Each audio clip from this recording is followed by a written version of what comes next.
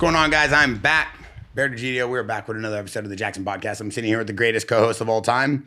And I would say possibly the most dominant, most intelligent streamer. Just I should say introduce live the streamer. guest. You're right. I should say live Just streamer. introduce the guest, bro. Come on. Taco Tuesday parties, fighting at the fair, you name it, he'll do it, and he'll do it live. You can always count on him to turn that button on. Don't forget to subscribe and hit the TTS. John Jones, Rampage, you're a pussy. And then I'm sitting here with the one, the only, ladies and gentlemen, boys and girls, Rory McDonald! Yeah, Rory! Yeah! Welcome, Rory. Thanks for having me. Yeah, man. Thanks for coming. Amazing. Thanks. Amazing. I wanted to have you on the podcast for a long time.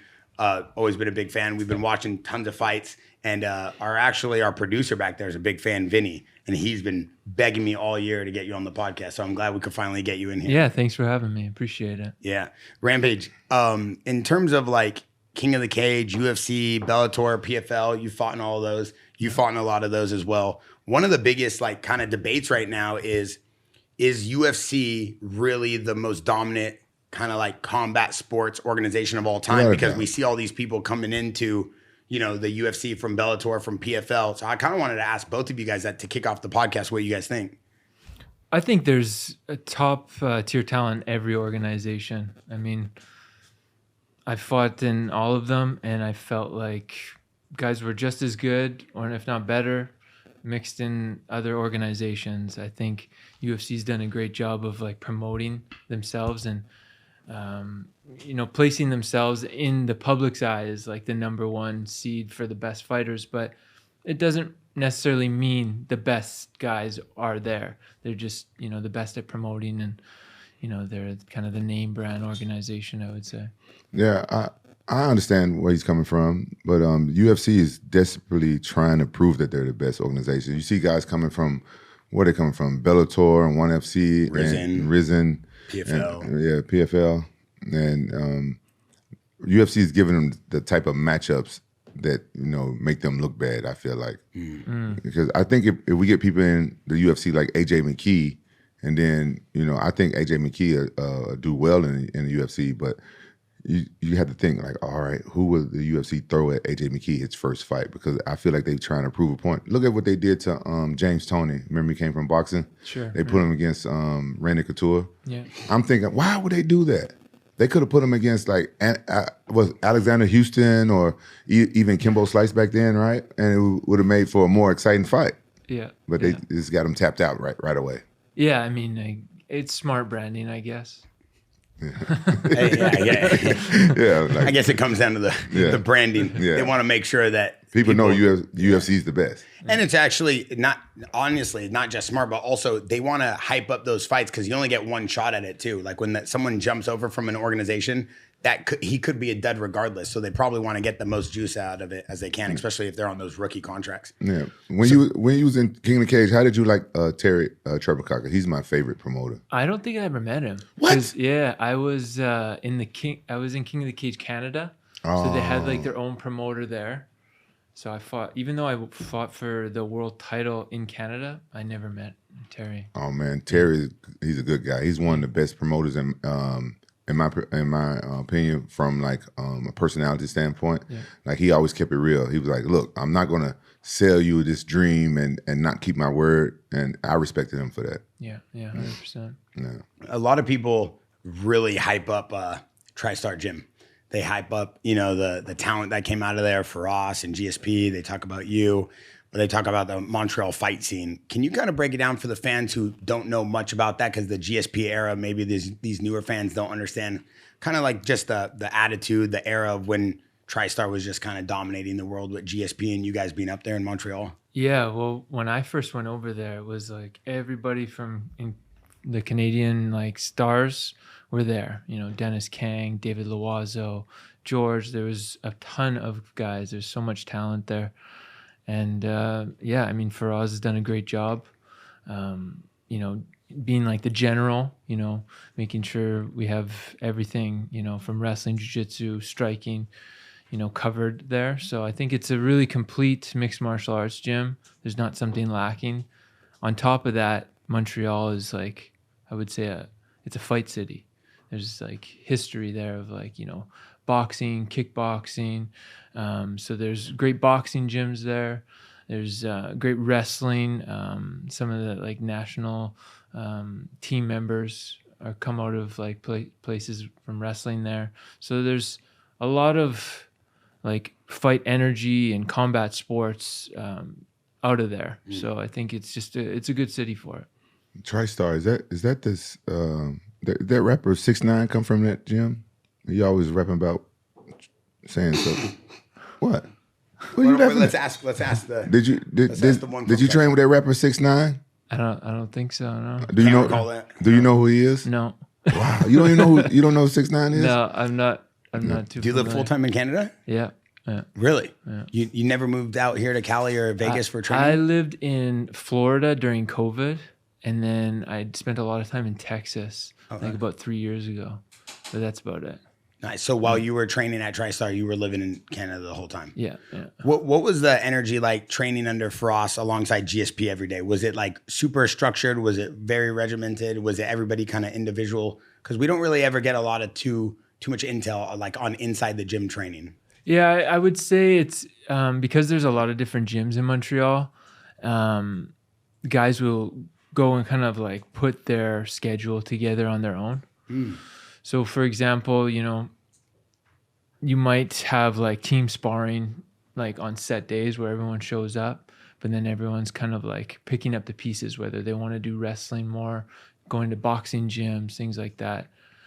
So I wouldn't say it's super regimented. It's kind of putting the pieces together. Everyone's kind of like doing their own program, I'd say. What about the idea of like joining the team? Did you have to audition or try out, or did you have to sit down with him? I would say kind of, yeah. What was it like? I was about 18 years old. I'm from out west in Canada, and kind of come from a small gym, and we were running out of like training partners that were able to like keep up. And so everyone was out in Tristar, like sort of the big guns in Canada. So we reached out to Faraz if I could come train. And so went out there, and he kind of like put me through the ringer, kind of like felt me out a little bit. He sparred me. Like I was the first guy I sparred was Faraz. Like I think he wanted to test me. And yeah, it went well. I mean, I think I just was myself, and it was a good fit, and it worked out. You sparred a lot with GSP? I did, yeah. Yeah, we did a lot of work together. Over And the David years. LaRosa? Not so much with David, because he was kind of retiring around when I came up, and there was a lot of bigger guys at that time. I did spar with him a little bit, but not as much. He came and helped me out for a few camps. Yeah, and he's a great sparring partner. I love that guy. Yeah. He's awesome. I never trained with GSP though. I always wanted to. You want to train with GSP? Yeah, he was a little too small for me though, but it's been great to move around with him. What about GSP's like fight IQ in the gym? Did it rub off on you? Did it help you? Did you think it was as good as people think it was? Yeah, 100%. He's super professional.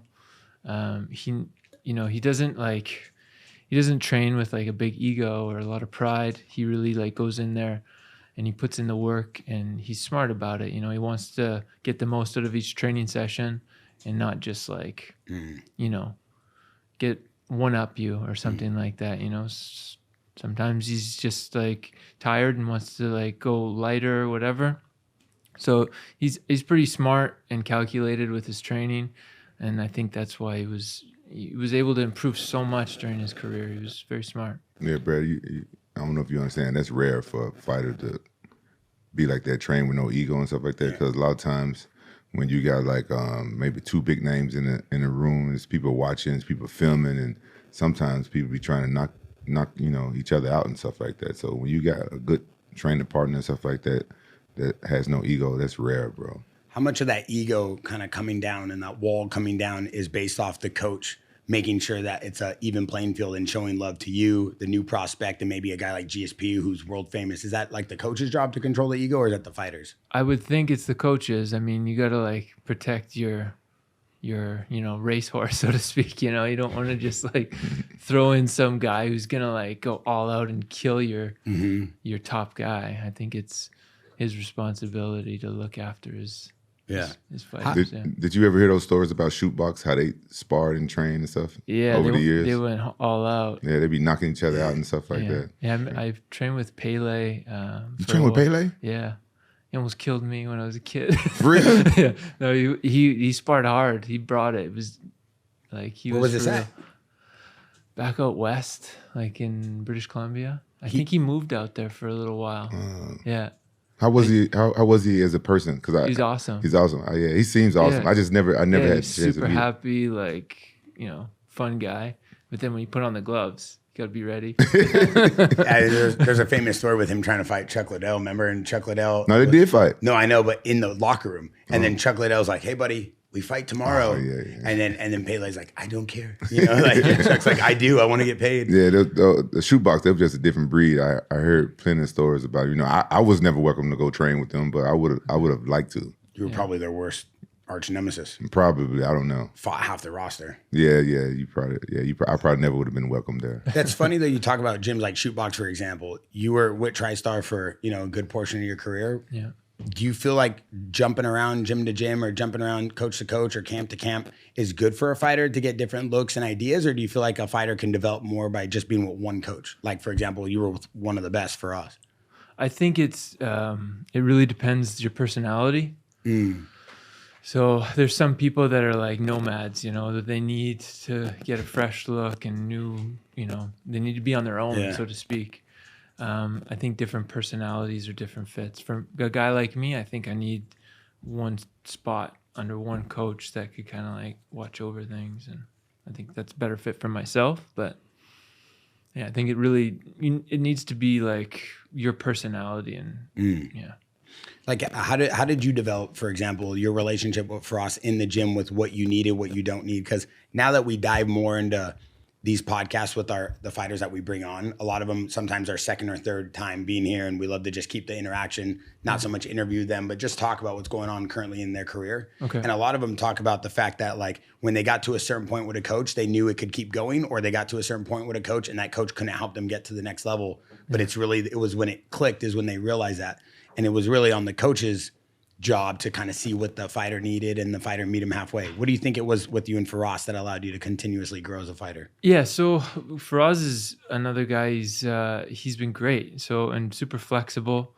Whereas like, I feel like we hit a plateau. I share my feelings with him and we try to incorporate new things. So for example, like if I felt like I needed a different look striking, he was never closed-minded for me to like go to another like striking coach, for example. He was never like a guy that felt like he had to like control his fighters. He was open to like letting people go and get different looks. But still staying as your head coach. Yeah. Is that a hard thing for most coaches to have that type of non-ego? No, that's rare. That's rare too. Right? That's rare too. I've learned in like mixed martial art, a lot of coaches have pride in their ego in their martial arts because you're working with like if you're a wrestling coach, you're working with a jiu-jitsu coach, and y'all kind of like don't see eye to eye sometimes. Same with boxing and kickboxing. So a lot of people have pride in their martial arts. So that sounds like a good coach. Yeah, like we see a lot of teams, like say for example Eric Nixick, he'll go to a fight and maybe sometimes Sean Strickland will be in the corner with him, like a fighter will help the coach with another fighter in the gym. Did you ever have to sit down with GSP and say, yo, can you be in my corner, or yo, could you help me out for a fight? Or was it just like a known thing, or did he want to be there for you on certain fights? Or yes, he actually cornered me in at least one fight. Actually no, it wasn't on your card, but yeah, he cornered me in one fight, but it was just more of like a natural thing, when you spend so much time training with a certain training partner, it kind of just develops into being like, oh, you want to corner, yeah, it's easy. We've helped each other so much the last 8 weeks or whatever, so yeah. Yeah, because when you sparring and stuff, and your teammate there, and you can hear their voice while you sparring, and sometimes naturally when you go in the fight, you pick out that voice. Sometimes you can hear it because you've been hearing it for like the last couple of weeks, like 5 or 6 weeks. Yeah. When you sparring, so that it naturally happens sometimes. Yeah. I mean, that's actually an insane point because during a fight, we never really even talk about that. how impactful the audience could be on your fight and saying things. We see it like a guy like Merab will just stop in the middle of the fight and yell at a coach, "Hey, stop talking." Yeah, But I like, can't believe he even heard that. how is that possible? I don't know, because it's so loud in there in the UFC. Like it's hard to even hear your cornerman sometimes. Yeah. I mean, I guess some guys are just super relaxed in there too, though. Especially with a guy who keeps a solid pace in there. Yeah. I feel like he can like, I don't know. For me, when I feel like I'm able to like really dominate and have a like control over someone, and I'm keeping a heavy pace, I feel like my senses open up more and more relaxed, right? So For me it was different because coming from Japan, you can hear everything. You know, one time I was fighting, I heard a girl in the front row fart. You know what I'm saying? It's so quiet. And then in the UFC, you can't really hear anything. But one time I heard my dad yelling, and he was sitting front row, and I was fighting, and he said the most embarrassing things like, "Hit him in the ribs, son. Hit him in the ribs. You know how us black folks like them ribs." And I was like in the fight, and I never felt so embarrassed while I was fighting, but I just had to keep going. So it just depends on some stuff you can hear, some stuff sometimes I don't even hear my corner man. how was the transition between like fighting in Pride and like coming to like an event like UFC? Bro, it took me a while because in Pride you rely on hearing your corner man, but at the same time it kind of mess you up because I know if I can hear my corner man, my opponent can hear my corner man. But coming to the UFC, you know what I'm saying, I remember like trying to focus on, all right, let me try to pay attention and hear what my corner men see because I rely on them because I know they see stuff that I don't see because I'm a different type of fighter. I just fight off instinct and I'm just in there fighting and I don't study tape and stuff like that, but they do, right? So I rely on them. But then on the flip side, I'll be like, well, at least my corner man probably can't hear what they saying because I was always cautious of that. Like when they tell me to set up something and stuff, I will in Japan, I will always wait a little bit because I felt like my opponents, heard it and saw it coming. Yeah, that makes sense. But that actually is another good point. Pride had like 90,000 people in the arena. How could you hear your corner? The Japanese fans, I think they're so respectful. They be quiet so you can hear your corner man. That's why I want to believe, or maybe it's just their culture, but they cheer when something happens, if you do a big slam or you do something spectacular, they cheer and they're quiet down so you can hear. And then you got all different type of personalities there. So it's like taboo or they like real shy people, right? So every now and then you hear like one person out of 90,000 yell something, and then they'll get all shy and people look at them and they'll laugh, and then somebody else on the other side of the arena will say something. So it's only one person yelling something. They were like, "Compate, compate, rampage-san." Out of nowhere, it'd be like a little cute girl saying, or it'd be like a guy, "Compate kudasai," which means like good luck. And then they'll get really shy and they're quiet. They'll laugh. The people around them will laugh, and then that's all you hear. Wild. We look at some of your opponents, Damian Maia, BJ Penn, Nate Diaz, Carlos Condit, Robbie Lawler, Tyrone Woodley, Gegard Mousasi, Neiman Gracie, Douglas Lima. I mean, you fought some of the best names to ever fight in the UFC. Did you ever feel like this roster, the talent you fought, like you fought probably everybody you ever wanted to fight? No. I think there would have been a few more guys I would have liked to fight. Like who? Would have liked to fight Nick Diaz, out of respect. Yeah. If he hears it, he's probably going to get offended. You got to say with all due respect first. Yeah. All due respect. And then they can't get offended. Yeah, no. Yeah. Probably love the fact that you would want to fight him out of all these names too. Yeah, no, it's just like another big name. I grew up watching. Right. So like these names out of these guys that you fought, who was your toughest opponent? Robbie Lawler, Carlos Condit. Yeah, those guys. How many times you fight Robert? 2. Yeah.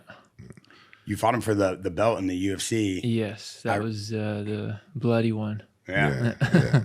And that was shortly after you got the unanimous decision over Damian Maia and Tyrone Woodley. But before that, then you had lost to him. So then that was a rematch going into that. Yeah. In King of the Cage, obviously 2-time champion, and Bellator, 2-time champion.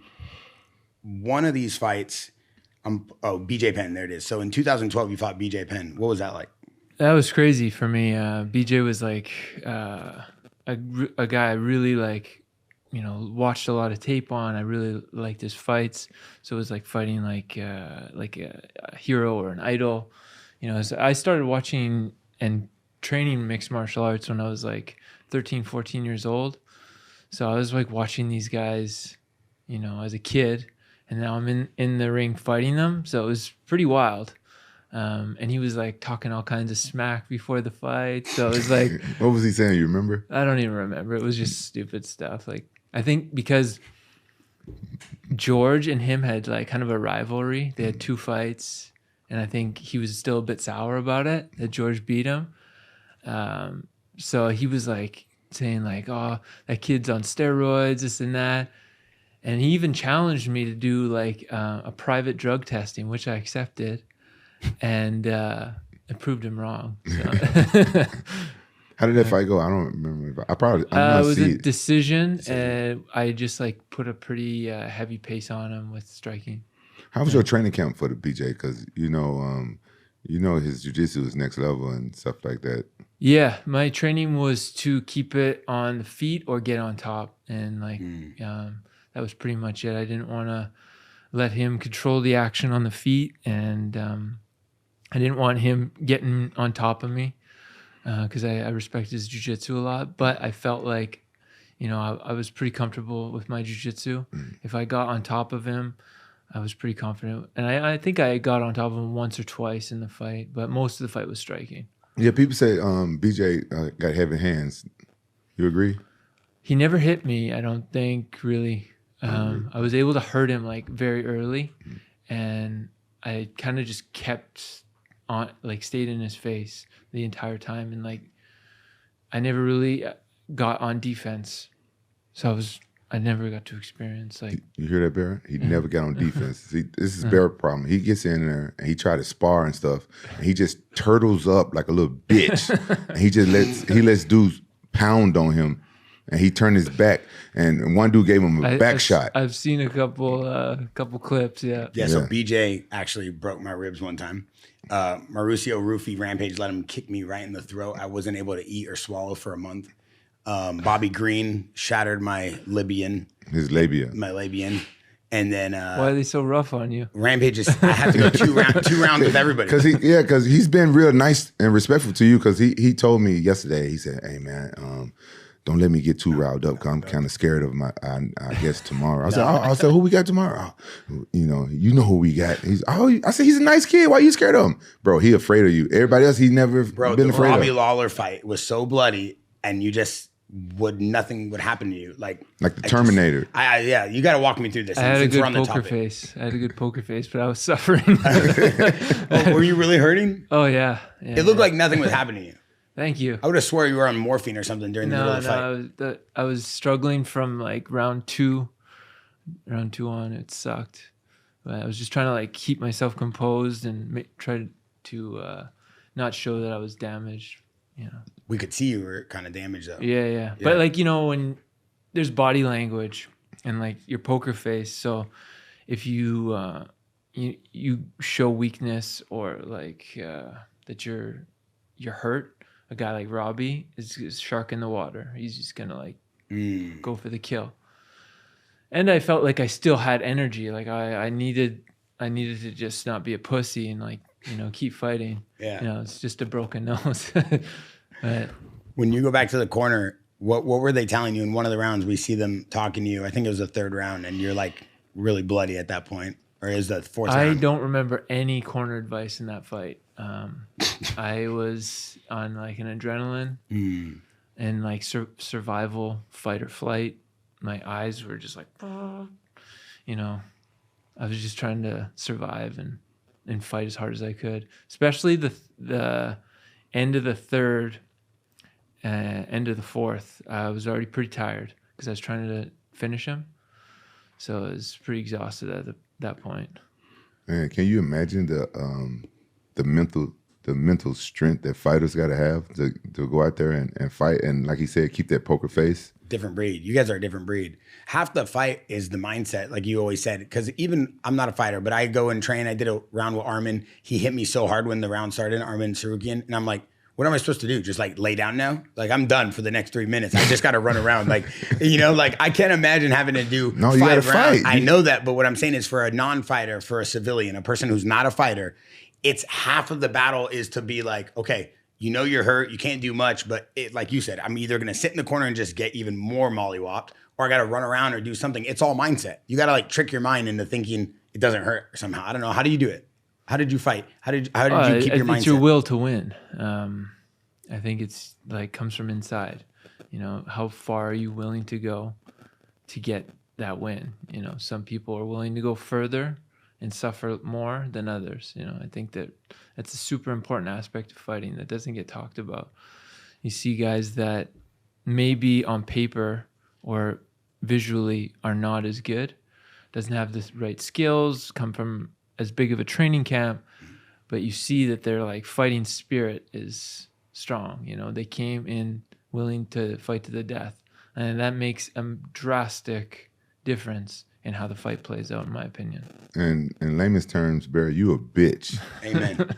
Well, I'm not a fighter, Rampage. That's why you're world champion. Well, you don't really have to be a fighter to have this inside you. What he's talking about, you know. Well, you say that when Khamzat Chimaev kicks me in the throat. You tell me what that feels like, and then I'll let you know what I am and what I'm not. You know, you just don't bitch out. Somebody kick you in the throat, you try to kick them back. Hey, I heard.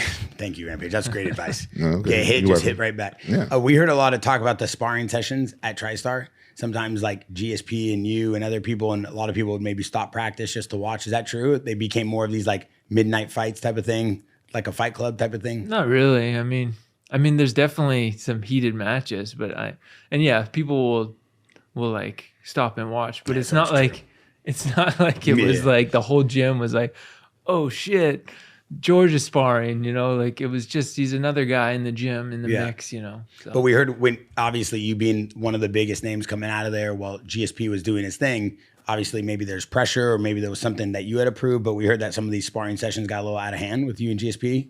No, I don't think so. I think me and George always had a pretty like good relationship and never got crazy. Never got crazy, no. We read it on the forums on SureDog. Rampage sent me the link. Yeah, he likes those rumor forums. I just like to look and see what's popping, and then I ask. But we have a Jackson Podcast Discord, and everybody's been talking about it. Ask them if they ever had a fight outside in the street.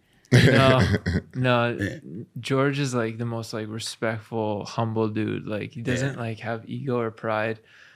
And if someone like kind of tries to, you know, test him in sparring, he won't even be egotistical about it or no like way. try to one up on you. He just, you know, whatever, and just keep going. He's a very relaxed guy, very professional. He just might not never spar with that guy ever again. You know what I mean? Because he's looking to be he's looking to be his best in the fight. You know, he doesn't care about like proving himself over someone in the gym that maybe comes in that week and do a week or two of training at the gym. You know, it doesn't means nothing to a guy like that. Man, he's a better person than me because that's where I got most of my knockouts from.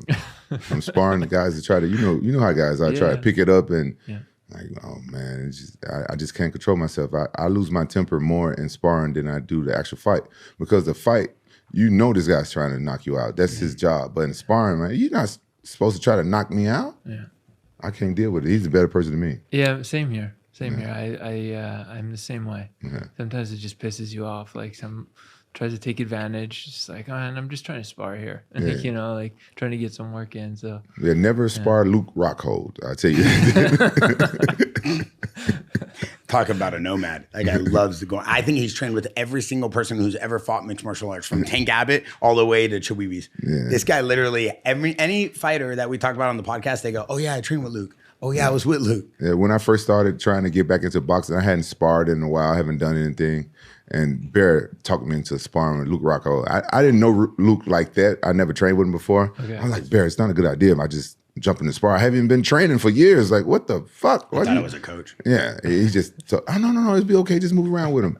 I get in the ring with Luke right here when they had a boxing ring here, and Luke beat the shit out of me for like 4 rounds. That's not true. You want to know what really happened? No, that's what happened. He got it on camera. Nah, I got all the footage, so I could actually leak it, but I would never. Maybe I don't care. You can leak it. I don't care. You want to leak what?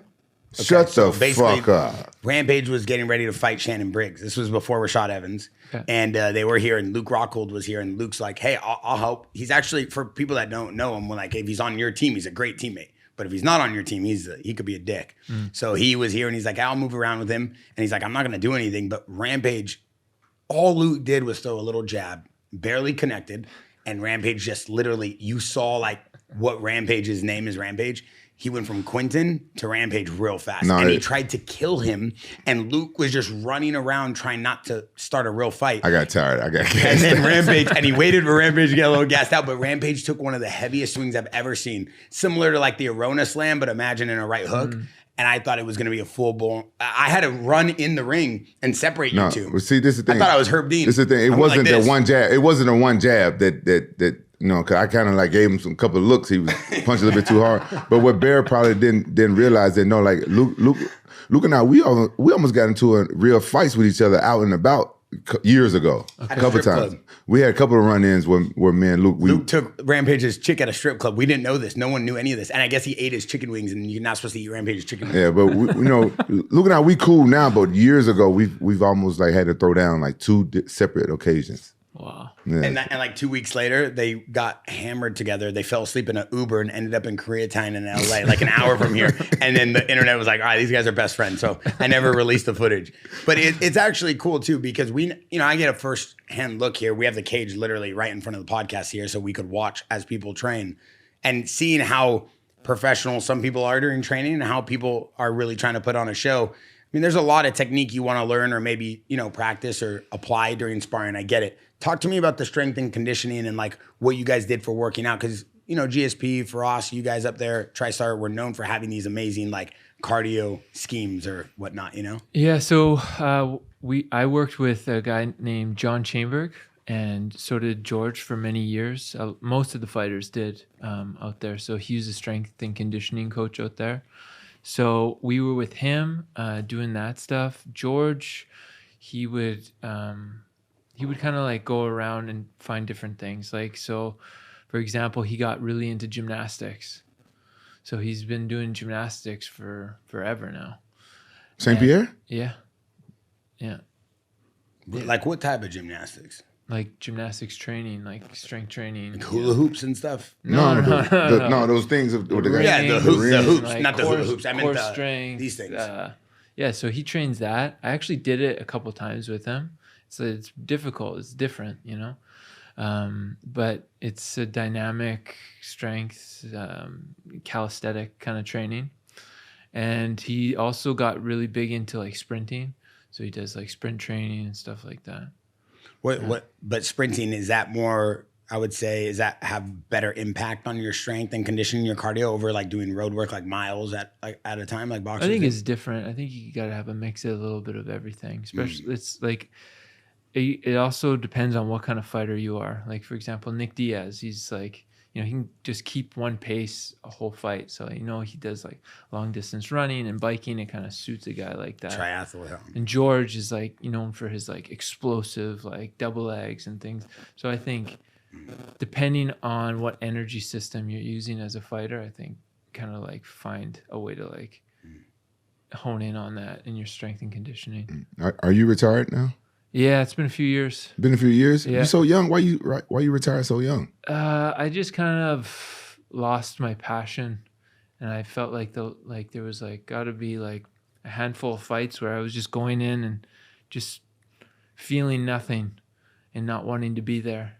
I always liked the training. The training camps were always good most of the time, and then I would get to the fight and just like feel like no real like desire to be there, and I would just have like a really crappy performance or like feel like, do I really want to be doing this, especially like at the end.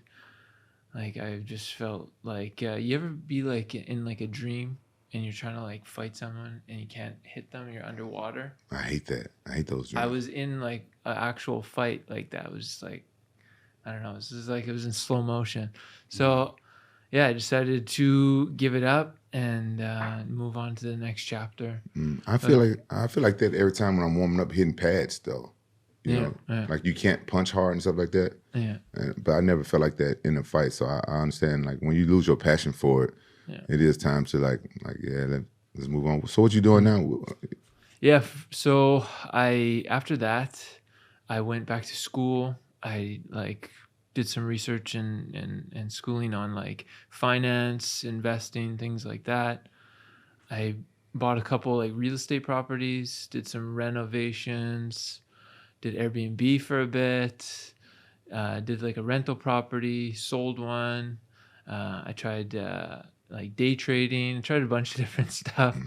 And just recently, like I'd say like about a year now, I got like more encouraged to like get back into like the martial arts scene.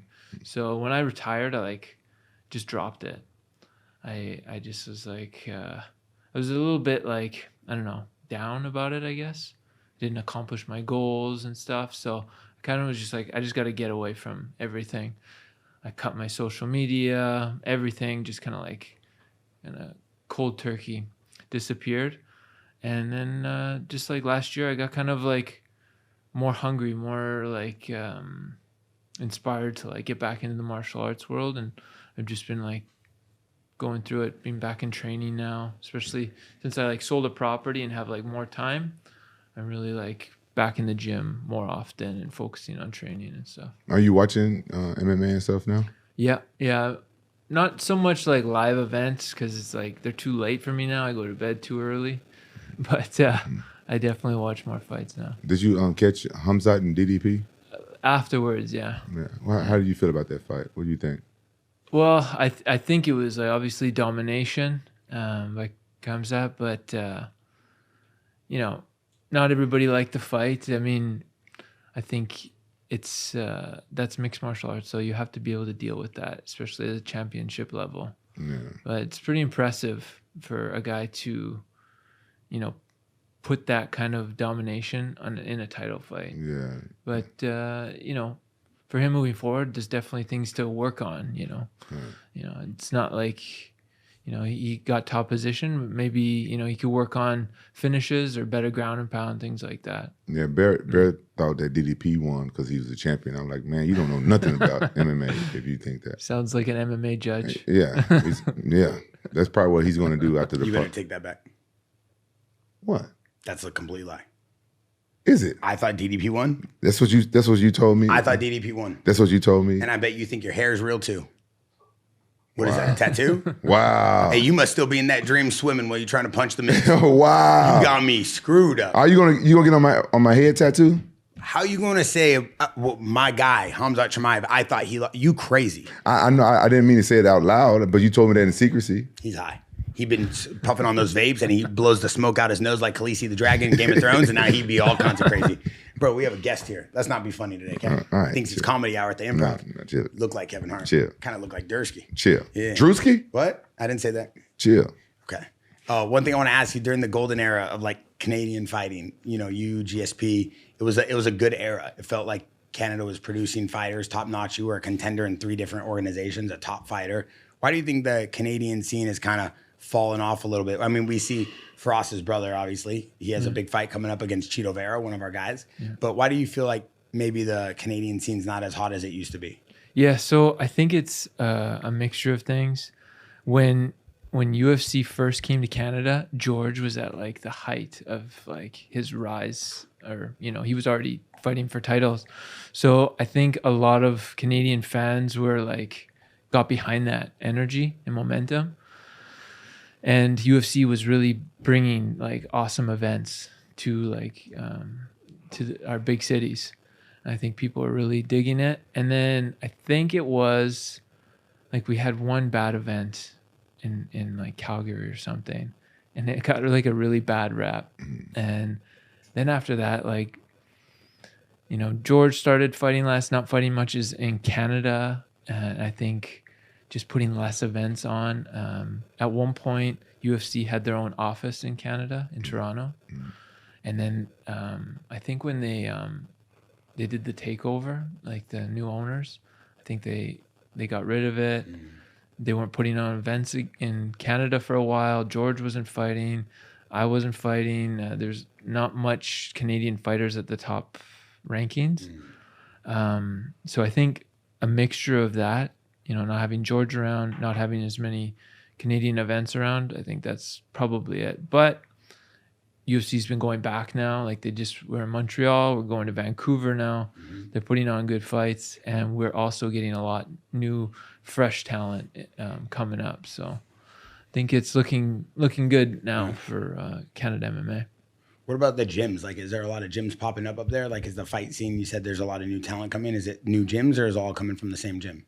No, there's definitely, there's a few gyms out there. I wouldn't say there's a lot. Like, it's not like the States where there's gyms everywhere, but there's definitely, there's a handful of top gyms. Yeah. Where do you train out of? I'm out of Tristar in Montreal. Still? But I still consider my my coach back home in British Columbia, my head coach, back in Degidio MMA. I don't go out there much because I got my family and I'm tied in Montreal. But I would say I'm between like Degidio and Tristar. But You born and raised in Montreal? no, I'm out from British Columbia. Is that near Vancouver? Exactly, yeah. So I'm from like a smaller town called Kelowna. Well, I'm world travel. What are you saying? Geographist. Listen, bro. That's this incredible. Guy, that's very offensive when he does that. Why is that offensive? Whenever I say something that he thought I should know. Can we not derail the No. interview? I'm offended right now. I'm offended because it's like he's calling me stupid. He's giving me a fist bump when I know How is something. that? If I wanted to call you stupid, I would say, yo, you're stupid. I would never call you stupid. Oh, really? But to the fact, bro, sometimes you ask me for the address. You've been coming to this gym for 4 years in a row. Sometimes you say, can you text me the gym address? It's crazy, dog. And then right now you knew about a lake in the middle of like the Minnesotas. Like, I don't know. Like, sometimes you impress me. Whatever, man. Shut the fuck up. That's Okay. fucked up. I'm offended. I'm offended. You better not be offended. I was asking because I was going to say, how come you don't got the same accent as GSP? But then now I know. Yeah. Yeah. Yeah, I'm from out west. We're a little more English. And you don't speak French, huh? No. C'est pas ça Yeah. bien. But it's a lot of French speakers over there in Montreal. Yeah, it's pretty heavy French influence. There's a lot of English people there, so I've always gotten by, like just being able to speak English. And my wife is from Montreal, so if I need a translator, she usually helps me out. Your wife got the same accent as GSP? No, she's Italian, so she doesn't even speak that good of French. That's good. It's good enough. When you go to the gym, everybody wants to spar with you and hang out still, or is it strictly business, or what do you go in the gym for? You have something in mind, or are you just doing it for your mind and your body? So yeah, when I go into the gym, I do my best to like give back to the fighters, try to like help out. I see them like they're on their grind, they're trying to put in the work, and so I try to like share knowledge, and also trying to like improve myself.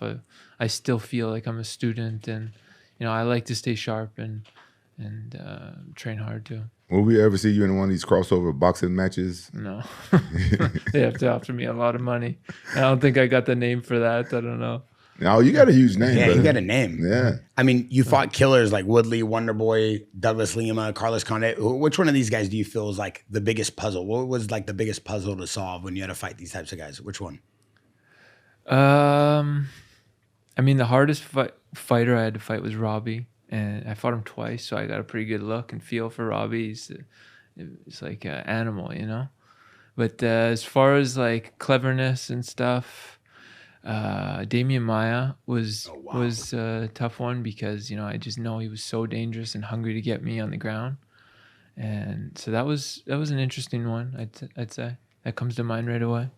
Is it hard fighting someone that is just like it? Like everybody knew Hamzat Chimaev's insane at wrestling, so DDP like maybe they didn't prepare for it as much as they should have. Is it hard knowing you're going to fight someone who's an expert in one? Well, with all due respect, I never worried about those guys, and that's probably why I lost to a lot of the wrestlers, people that just want to take me down and just smother me. The ones I was worried about, the people that's like, man, I could get knocked out.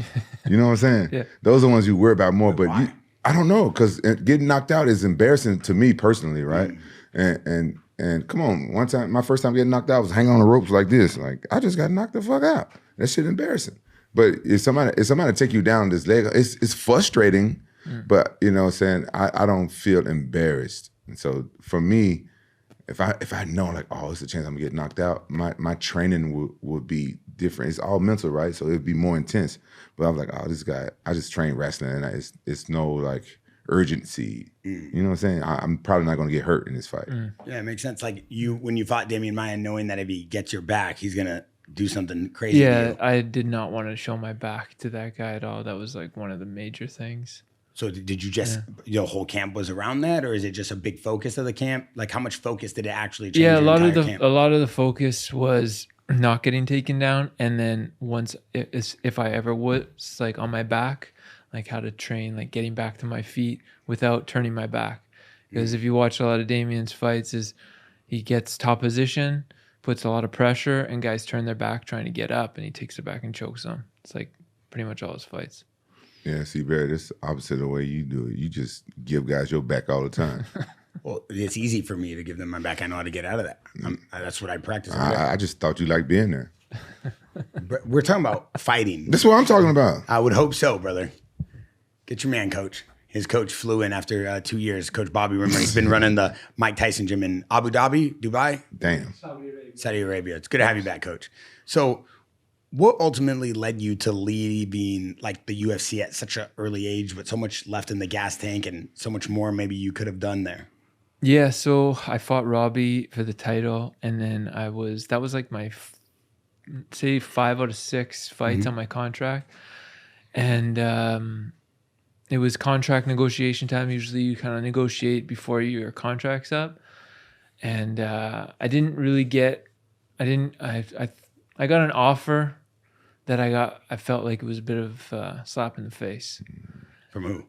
I don't want to name names. No, not the name. The UFC or another organization? Yeah, the organization. But, I felt like, man, like I just poured myself out there, for this, for my dream. Like, and I never was really focused on money.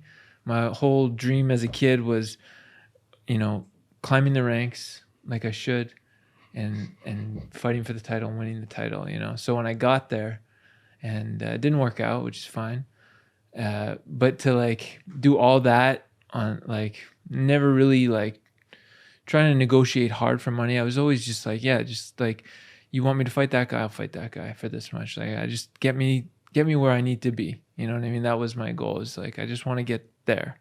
But once I got there, and then like I saw like, okay, I'm not gonna be compensated for this. Like I was never really like a business guy or anything like that, but it felt like, okay, now this is just taking advantage, So it's like, I'll be a man of my word. I'll fight out my contract, and then I'll just see where else I could go. And that's what I did. And then Bellator stepped up and offered me a really good contract. And so I went with Bellator. You've always talked about that in good ways and bad ways. You've talked about how the UFC and Dana is probably the greatest fighting organization of all time. He's probably the greatest sports commissioner of all time. But he's taking the fights, best promoter, yeah. Yeah, but taking fights that maybe you think you're doing them a favor, but maybe favors don't get returned or something of that nature. Or what is it? Like you just said it right now. Like, I'll fight that guy. It doesn't matter. Do you always feel like that maybe should help in the future negotiations? Is that why fighters say it like that? Yeah, you would think, and I mean this respectfully. That's what I'm asking. Yeah. You think that, but it doesn't always work out that way. I think sometimes it's just like always fighters how much they can do for the organization, and sometimes it's not put back the other way. Is it just me, or is it that fighters, because you guys are so locked in? Me as a fan, like you fighting for a world title puts you up there as like getting as close as you're ever going to get to actually winning the world title. But at the same time, it makes you like in a different level, of your career than almost everybody else, because almost very few people even get the opportunity to fight for a world title. Do you guys as fighters, just because you guys are born with this innate nature to always want to kill and win, that doesn't matter? Like you don't look at that. If you don't get the title, it didn't really count. Because you talk about like, I was there. Like, yeah, you were there in a place that probably most fighters will never even see. Like, do you give yourself that credit? Yeah, I mean, I'm disappointed and have regrets about my career. But I'm happy that I got to get there. I experienced that, and I'm grateful for it. Yeah, it's hard, right? Like to as a fan to take a step back, because I was talking to Coach Perillo, Chito Vera. He came from Ecuador, worked his way all the way up the rankings to fight for the title. Yeah, he lost to Sugar Sean, but the fact you're able to get that far in a career, I feel like even as fight fans, sometimes we don't highlight that enough because maybe we're always just worried about the winners. Yeah, you don't understand. Like who won the the second place in the Olympics. Like people don't know. Like that's how we feel. Like you was almost there and you can like taste it, but then you don't walk away with the belt. You know what I'm saying? You wanted it, you know, just as bad as the other guy, right? But then he walks away with it, and it's like, you know, it's like one of those things you really let yourself down because it's only you in there, right? Yeah, so it feels good that we even made it there to that point, but then, you know, you go home empty-handed. It don't feel good. So I don't know why you even going on about this motherfucking question. I was just saying to give like you guys is the credit that you deserve as fighters. Sometimes I feel like it gets overlooked. We like, ain't thinking about that shit, nigga. All we thinking about we ain't got the fucking belt. We fucking lost.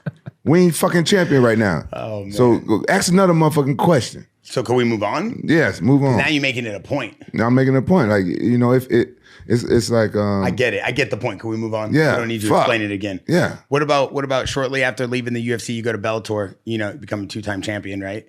Douglas Lima, Neiman Gracie. Yeah. What was that? Did that feeling kind of justify your career at that point? Did you feel like you had made it? No, not really. I don't know. Why is that? I don't know. Just I felt like I wasn't fighting my best either. But you won. Yeah, you know, when I fought Douglas, it was a close fight. He did a lot of damage. I was doing a lot more takedowns and stuff. So the fight was a bit like, it wasn't like domination, you know. It's not like I went in there and beat the crap out of him. I think I walked away worse off than he did. Oh. But you know, I was happy with you know, being able to like persevere and fight hard through like some adversity. And then after that, some of my fights, I was just like, it was not my best performance, you know. So for me, knowing I kind of went in there like half-assed or, you know, not being able to like show my full, you know, my full potential, that's kind of like what is disappointing for me. Did GSP say, "I'm not impressed with your performance"? I'm sure a few times he said that. He's called me a few times and give me some advice. I love it. That's my favorite. Wasn't that In the Cage? Yeah, he said that about another fighter that asked him. Yeah, I quote that one all the time. Yeah, I love it. Who was it? Vinny, do you remember who that was in the cage or Loco? He was fighting Matt Hughes. Oh yeah, Matt Hughes. Yeah. Matt Hughes was fighting. Yeah. He walks in. That's actually crazy to say in the cage after someone. I'm not impressed with your performance. Yeah, it's his only trash talk he's ever done. Oh, that's the only one. Yeah, he was always like super respectful. Yeah. He was the first one to up the game with wearing suits and stuff, being more professional and stuff like that. Yeah. And the whole culture has changed. I think GSP started that. Yeah, for sure. It was like the beginning of the suit era. For sure. Did you ever wear one? Yeah. I copied him. Yeah. Did he go with you to get the suit? No. I just like, you know. You guys have a tailor come to the gym, make your guys' suits? I think they do now. I think Eamon's got someone that does that. Yeah, it's actually cool. Do you like that? Do you like that now that, you know, back in the day we was all wearing like sweats or whatever, t-shirts, and you could wear your sponsors, and now the people wearing suits. It's like a fashion show, like the weigh-in. Yeah, I think I went like full circle. Like I like grew out of it, you know. Now it's just like who cares? Yeah. It's like a lot, you know. You go into the locker room, got to take off your suit and get it out. You know, it's just a lot. Yeah. What about this was on SureDog. It's another rumor, you know, but I'm always on the forums that you were texting or the UFC was texting someone about a Walkout song, and they were actually texting you, or they were texting someone else, and they played Britney Spears or something. Yeah, pretty much my whole UFC career, I didn't choose my Walkout music. Yeah. So like I fought. Okay, so it's true. I fought in Philly against Mike Powell, and he comes out to like the Rocky theme music, and then I'm coming out after him, and what do I hear? MC Hammer, Can't Touch This. Like, what the hell is this?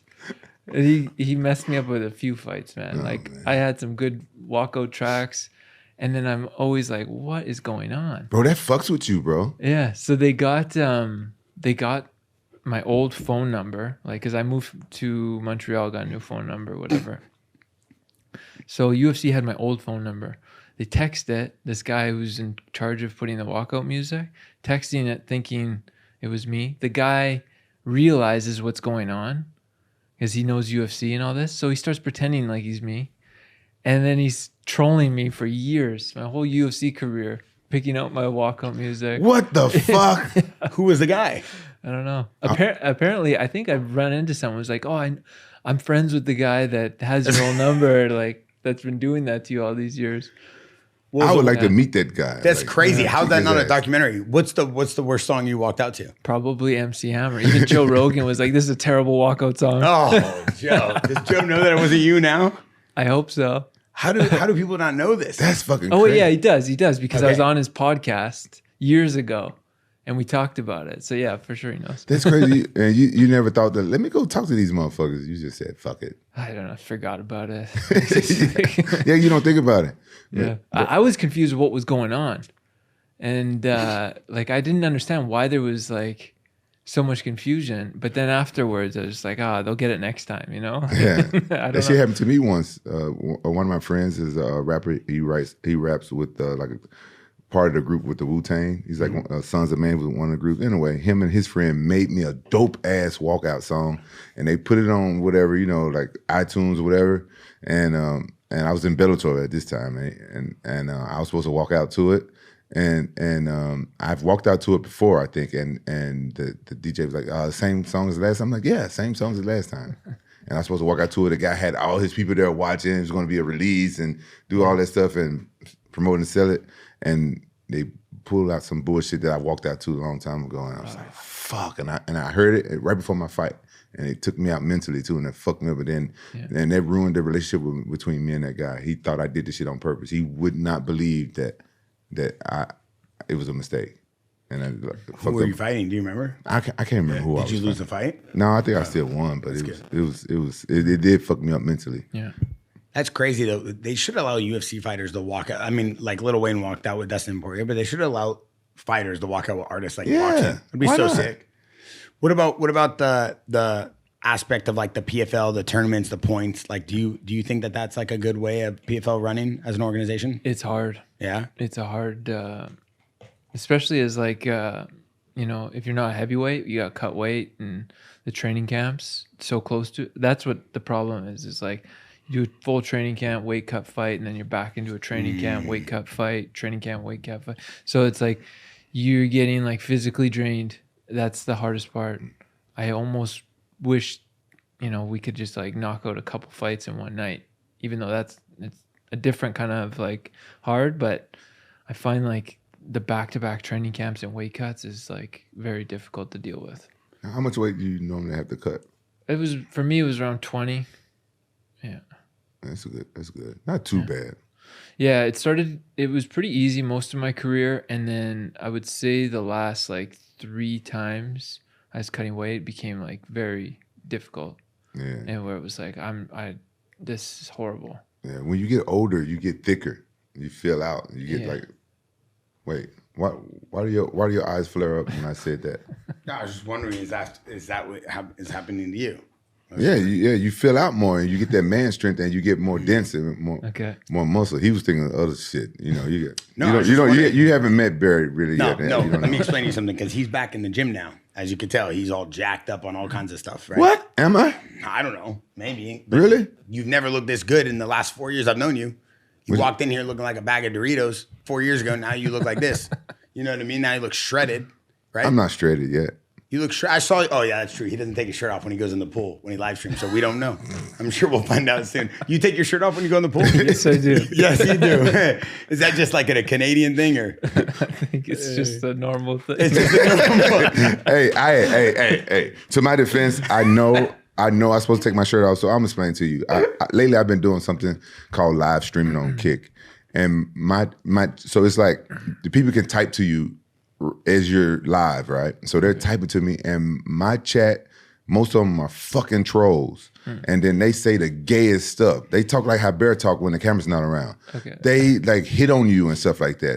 It's the weirdest thing, bro. But you can't stop it, right? You can't ban everybody for being gay. I don't hate gay people, nothing like that, and I don't know if they really gay or not. But all I know is when I'm in the pool, when there's a bunch of these dudes watching me saying a lot of stuff, I'm not taking my shirt off. That's all I know. Yeah. There's a bunch of bears watching me. That's fair. You get it? Yeah.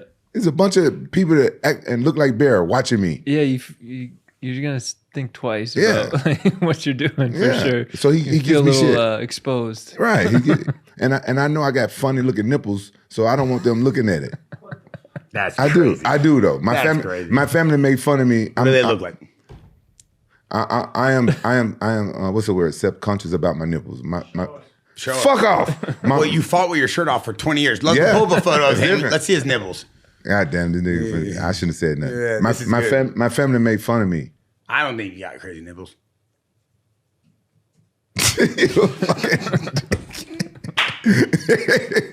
Glazing. I think you look just fine. No, I probably never should have said nothing. But Yeah, pick that first photo. Yeah. Let me see. But for black people, it's, Normal shaped nipples. no, it's not the shape; it's the color. But for black people, my nipples are different color than the rest of my body. yeah. And Let me see. my family always gave me shit about it. So I've always. But my nipples are a different color than my body. What do you mean? But That's you're not normal? black though. I'm Sicilian. I'm like as close as you're gonna get. No, I'm darker than you. no. I don't know. Maybe my family they just found something to pick on me about it. That's what we do. You know the way I am. My family, we all the same way. We joke and make fun of each other. Can I ask you a respectful question? Well, you gotta say with all due respect. With all first. due respect, what were you thinking when you did the Chuck Liddell, Conor McGregor Mohawk? Like that photo I just saw with you in a Mohawk. Who do you think did the Mohawk better? Conor McGregor, Chuck Liddell, or Rampage Conor Jackson? McGregor didn't got no mohawk, do Yes, he does. Chuck Liddell is the Mohawk guy. Yeah. Yeah, that is true. Iconic. Hey, pull up Conor McGregor with a Mohawk. He's training with a Mohawk now. Have you seen Conor McGregor training I recently? saw it today on Instagram. He's like got like a skinny Mohawk. Yeah. Yeah. Have you seen the other stuff Conor McGregor been doing? I've seen a couple of that. He has it as a screensaver. Look at Rampage when he fought in Pride. Look at his Mohawk. That was I did that for a job. Shut the fuck up. that's I didn't what walk you're around. I didn't walk around no That's how mohawk he like walked around that. with like Blade. I didn't You got walk the around lines like and that. hey, the sideburns is crazy. The Bobby Green sideburns is crazy. Okay, Chuck Liddell, I see that one. Now pull up Conor McGregor's Mohawk. Let me see how that looks. I'll tell you who did it the best. I think Conor's recent Mohawk is just phenomenal. I'm not gonna make fun of you. I had a Mohawk too. Did you really? Yeah. Oh yeah. When I fought Robbie. Yeah, mohawk was cool. Yeah, that new Mohawk's crazy. Oh no, Conor McGregor, he should shave it all off. Pull up Rory's Mohawk. Let's see who did it better. I'll be the judge of this. It wasn't great for me. My hairline's not good enough. Did you do the Chuck Liddell style or what? Yeah. It looks natural. It looks natural. Natural. Oh wow, look at him with the suit right there with Dana White, bottom right. That photo looks phenomenal. That's such a Tristar thing right there, huh? Full, just tailored suit. Just guys look like you're going to the Met Gala. Hey, show me your screensaver of Conor McGregor lifting weights with his penis. You rat. Do you think Conor McGregor should come back and fight? If he's if he's like serious, yeah. But Really? it would take I think he's gotta like cut out the distractions, cut out the toxic stuff, get back to what brought him there, you know? He was like totally different back then in his interviews. Like people ask him about partying, and he was like, "I don't party. That's weakness." And now he's like the complete other. He's like the polar opposite, you know. So if he can get back to that hungry guy, he's still young. What do you think? What do you think changed for him? You think the money, like he started hanging around a different group of people? I mean, I've never been in that kind of situation, but I've been in a little bit of that where it's like you get attention, you get a little bit of money, and there's temptations. And it's pretty easy when you're in that world to go down that way. I've done it, so I'm not judging him. Like he's got a whole other level of like wealth and attention and fame. So it's like, would I be able to handle that? Probably not. You know, he probably handled it better than I would have. So, yeah. Yeah, my take on it is MMA is so hard. The training is so hard. If we was making money like Mayweather and McGregor and stuff like that, a lot of us wouldn't keep fighting either. Yeah. You know what I'm saying? Yeah, for real. It takes the hunger away when you're, comfortable. Or it would make you more excited because you're getting a couple million, 10 million, 20 million every time. Yeah, but think about it though. You would get say we was making $30 million a fight. You'd be fighting one time a year till you're 100. Me, with all my injuries, I don't know, but I would like to think that I would fight like at least 3 times a year. If I'm young, I'm getting paid $30 million a fight. But think about how hard that shit is, how hard it is to train. Yeah. And how hard that shit, the training is harder than the fight. I make $50,000 and be comfortable for a few months and stop training, you know? So, think about 30 minutes. Yeah, exactly. You'd be like, yeah, fuck this shit. I got 30 minutes. Pretty strong temptation, you know, to like get lazy. Yeah, I don't understand how Mayweather did it. How he was like, "Fuck it, I'm gonna make 30," and he stayed disciplined. And like, probably his spending habits motivated him. He started spending all of it, and the fact he never got touched, so it never hurt him. Yeah, and the fact that he's always walking around at weight, and the fact that he only had to practice one martial art, which is boxing, and the fact that it's not so demanding on his knees and his bodies, and it's 7 different coaches. Yeah. I mean, dude, the biggest issue, and I'm speaking from experience just from sponsoring athletes and working with athletes, is it's so many people in an MMA camp. It's so many people in an MMA gym. There's so many different languages of people and emotions and heads and egos. Boxing, dude, like, you know, Coach Yogi. It's Coach Yogi, it's 4 fighters, and he does what he needs to do, and he moves on. MMA, you got jiu-jitsu coach, striking coach, this guy. You got health, nutrition. Bro, it's a lot. So I think it's also different. There's this 30-second video when you talk about Conor was a different guy, and this video is going viral because it's like, where is this Conor? How are you, sir? How are you? Good. And Congratulations. Thank you. Just so you could hear it. On Thursday, I'm going to ask you a question about this. Can I tell you what you told me? Word for word, you said, I felt when we stared down, I felt his right hand was twitching, which was a subtle tell for me. It's Conor speaking into existence, and people have been talking on the forums, where's this Conor? I want to ask you guys a question before we wrap this up. I will not be there. I simply enter the way I enter, and that is enough. They either overextend or they shrink away, but either way, it is not good for them. I will create traps and dead space inside that octagon, and I will walk him into that dead space. But all of a sudden, he will be in danger. How do you do that? If you can see it here, and you have the courage enough to speak it, it will happen. So. Oh, he's right too, though. And you always talk about this Neo thing. And as we get ready to wrap up the pod and stuff, first of all, I want to say thank you for coming. But Rampage, you've talked so much about fighters that live in this like matrix, like John Jones. And you say that when a fighter, like from Rampage's perspective, just to summarize his words, is like when they're in that state of mind, they're going to be really hard to beat. And we've seen this before. We've seen John Jones, and now you've seen these interviews with McGregor where it's like he was in that mindset. And then he falls out of it, right? It's like falling out of grace, right? Why do you think, you know, he entered it, but how do you think he got out of it? Bro, same way with me. I was like that back in the day when I got my belt. I had that type of mindset, and then it's right. It's the people that you allow in your circle, and everything's like energy and flow, and you get your energy off and your focus. Whatever you focus on is what you're gonna do, is what you're gonna be. And you know, like we just said, he got a lot of money and probably got a new circle of friends, and his focus wasn't there anymore. Not saying that he couldn't get back. I've been trying to get back. You just gotta get it back. Like go to a quiet place and just say, look, let me switch this back on. And it takes practice. But when he said that, I knew, because think about when he fought Jose Aldo. He wasn't supposed to win that fight. That's when I looked at him. I was like, oh, okay, he knows the secret. You know, it's a secret going around, and a lot of people don't talk about it. They don't want everybody to know, but we all possess all this. We all possess it, all the power to do exactly what he just said. He said, if you got the courage to speak it and you believe it up in here, it's going to come true. And he's right.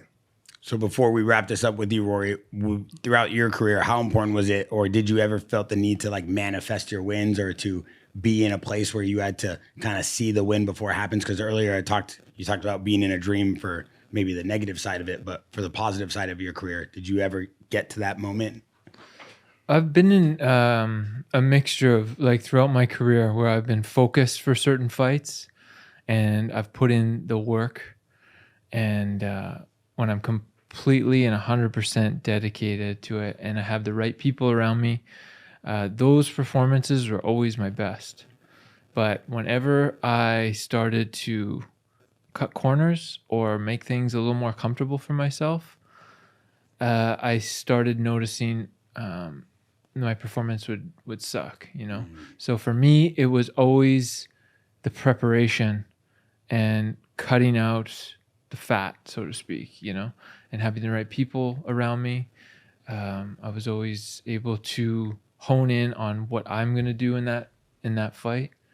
But whenever I start getting lazy or getting soft, I start making excuses or, you know, justifications on certain things in my preparation. And then, you know, the shitty performance, you know, speaks for itself. Yeah, it's cool to see from everybody's perspective because you're so big on the manifesting things in life, not just in fighting, in business, and everything you do. But it's cool that when you tap into it, what actually can happen. And I would love to see Conor McGregor, just to go back to that, to come back and win and end his career because of all the things he did when he was at the height. He changed the game for everybody. I personally, as a fight fan, would love to see him come back in a good state of mind and just mollywop someone and then finally end his career. I feel like he will be in the happiest place. Well, he's back in the gym training and stuff like that, and they got that White House card coming up. How do you feel about that? Would that be something to get you back in the cage, like to be able to make history and be one of the fighters on the White House lawn? Yeah, that would be tempting. Yeah, for sure. But the right opponent, and I don't know though if I'd be welcome back or not. I don't Why? know. Because you went to Bellator? Yeah, I don't know. I don't know where I stand. I think I never heard you say anything bad about them. No. I was always pretty professional. I felt like, you know, it's just business and just right. At the end of the day, they have to understand that because I went to Bellator. I was like, I kept it real. Like, man, as soon as Dana took my Reebok deal and did what he did with it, I'm like, fuck this, I'm out. Yeah. And, you know, I went to Bellator and they took pretty good care of me. And you know, I got nothing bad to say about Dana. It's all business. You got to do what's best for you, Dana, and the UFC, and I got to do what's best for me. Like TJ Dillashaw said, I'm the CEO of myself, right? You know. You want to come back for the White House card? Like the same, like he said, like if it's the right opponent. Wow, Rampage Jackson wants to fight on the White House card. Who would you want to fight? Derek Lewis. I'm joking. That motherfucker so big, I wouldn't dare. My balls is hot. Nah, fuck no. Hell no. Who'd you want to fight, you think, though? I've never, oh, yeah. I would like to rematch like Shogun. Whoa, wow. Yeah, I would like to. That loss never set well with me because I was injured, and I've only pulled out in one fight my whole career, and I didn't want to pull out of that fight. And I just thought I could win even with the injury. That's ego talking, right? Rampage Jackson Shogun at the White House card would be insane. I would love that rematch. Would be insane.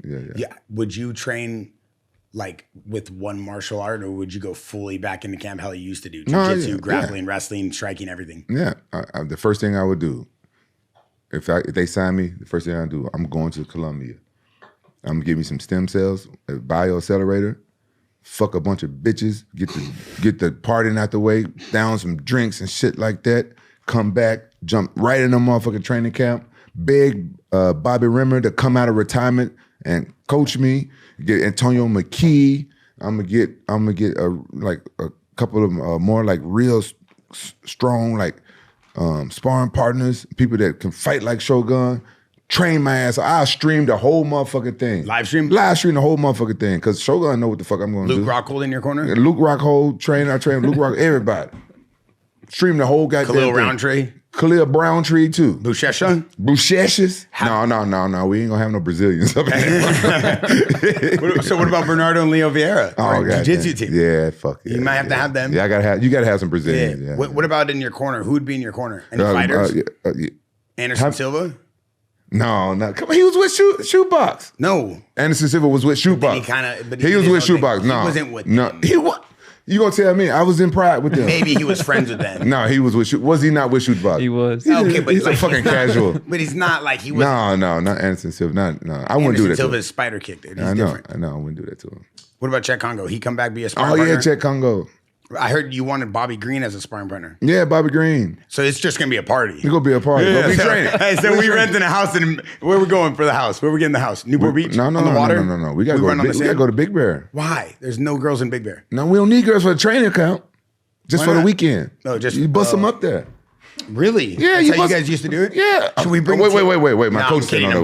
We can't. Wait, what about Tito Ortiz? Bring him out of retirement? Yeah. So team punishment's back. We back. So we would just build a brand new team, build a camp around you. Yeah, up in Big Bear though, we got to have the high elevation. I'm gonna fly in Ilir and Hamza Chimaev too. Oh, okay. All the Chechens. Oh, that'd be dope. Oh, we'd have the craziest camp. We'll have Rory come in. Yeah. He should be on the card. Yeah. Well, Honestly, who would you fight if you were on the White House card? And we'll wrap it up with this. I'd probably, if Robbie was up for it, probably. Wow. And he wants to come back. Wow, that'd be huge. I just heard he wants to come back. I gotta call him. Because for Bare Knuckle, Are you guys they were cool? offering him. Yeah. Are you really? Yeah. Sick. You guys text and talk? Yeah.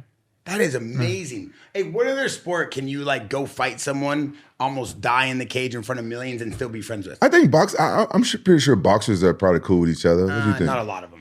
No? No. How you know? I know. How many boxers do you even know? Name a boxer.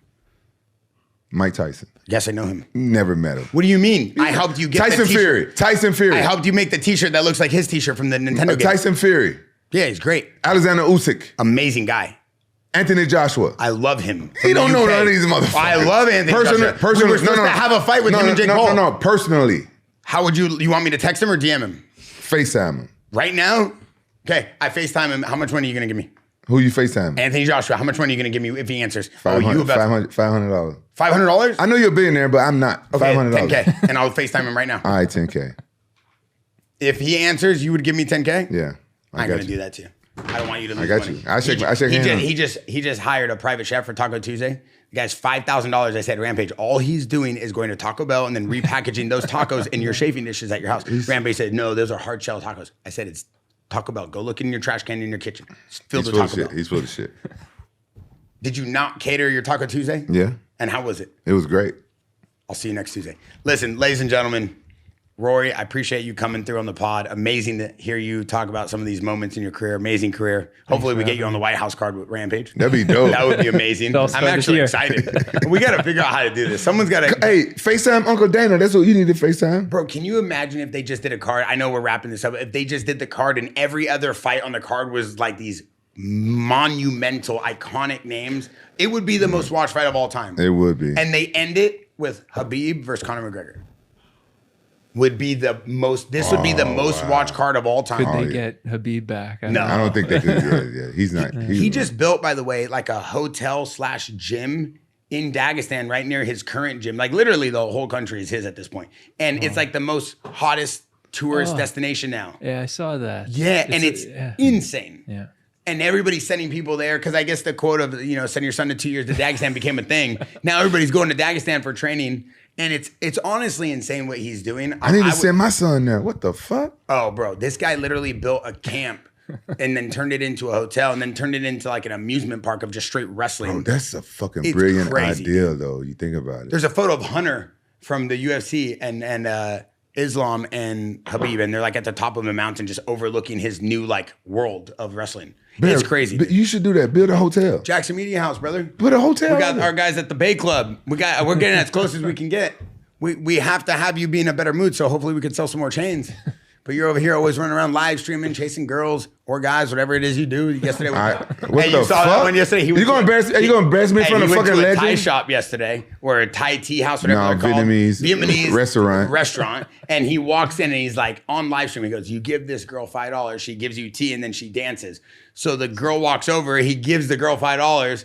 She puts the tea down. She starts dancing. It's a dude, and I'm like, Rampage, what? This isn't the game. I don't know where you come from. It's live stream. It's live though. Hey, or if you don't believe me, go watch it. Right, he's bullshit. What's your kick stream? No. Yesterday I was learning Vietnamese. I went to a tutor and learned Vietnamese. It's all true, Rory. No, and he took me on a field trip. How do you say "Are you a girl" in Vietnamese? Because you honestly did not say that. No, and on a field trip I had to order in Vietnamese. That's all that happened. And what do you think happened when you ordered? I fucked up the order. Let's just say Junior Whopper didn't show up. All right. Thanks for coming, Rampage. Always good to see you in a good mood. Obviously, the Ozempic's working. Like, guys, if you want to see everything that's going on this week at the Jackson Media House, head over to Jackson Behind the Brand. It's live, it's direct, it's raw, it's rugged, it's real. I'm Bear Degidio. We out.